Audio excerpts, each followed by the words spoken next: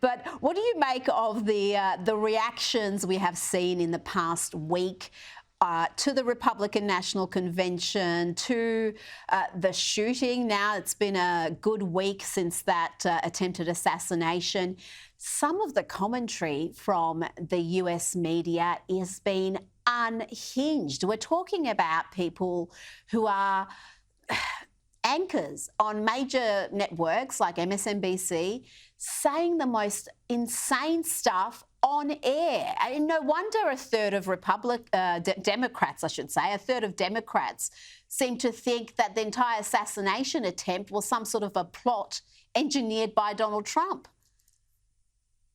You know, during COVID, they called all the right-wingers conspiracy theorists. Now everybody on the left is a conspiracy theorist. So, you know, it's kind of just the kettle calling the pot black, or whatever the saying is. It seems very hypocritical. But, you know, the worst and most repugnant thing is not only did MSNBC use a fake backdrop because they didn't have the courage to actually go to the RNC, but then Whoopi Goldberg had the audacity to basically attack Kai Trump, 17-year-old granddaughter, to President Trump. So these people are sick. They'll go after anything. They'll go after a kid speaking on the biggest stage in the world, how stressful that would be. And to even say something negative about that just shows you how repugnant their personalities really are and it's not all lefties, but the ones in the mainstream media, they seem to all have a pattern of just insane rhetoric that is just unfair in my personal opinion.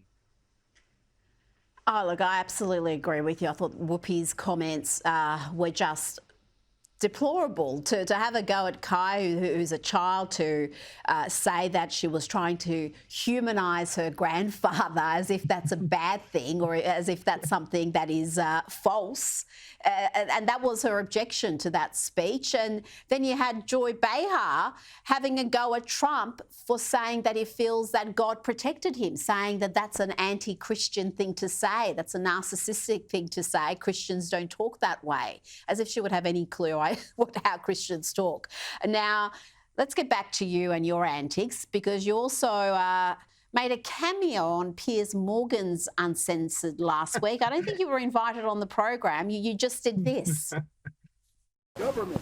Sank is transgender. Sank is transgender. Government. No, I'm not. I don't know. Hey, get out of here, man. What the hell? Jesus Christ with these lunatic Republicans. Oh, that was fun.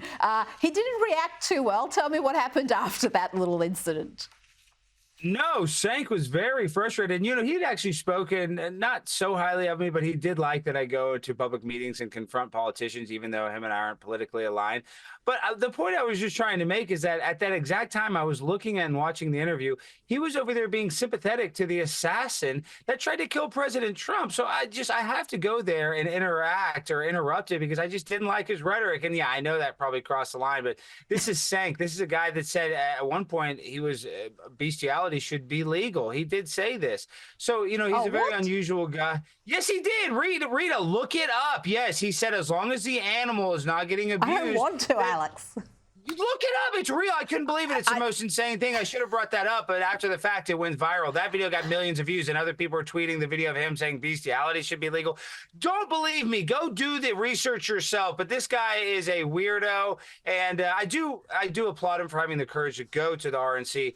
But Sank is he's a lefty. What can we can't, it's incurable with some of these people. Some of them can be saved. Some, it's incurable. Alex Stein, we love your work. Thank you so much for your time this evening.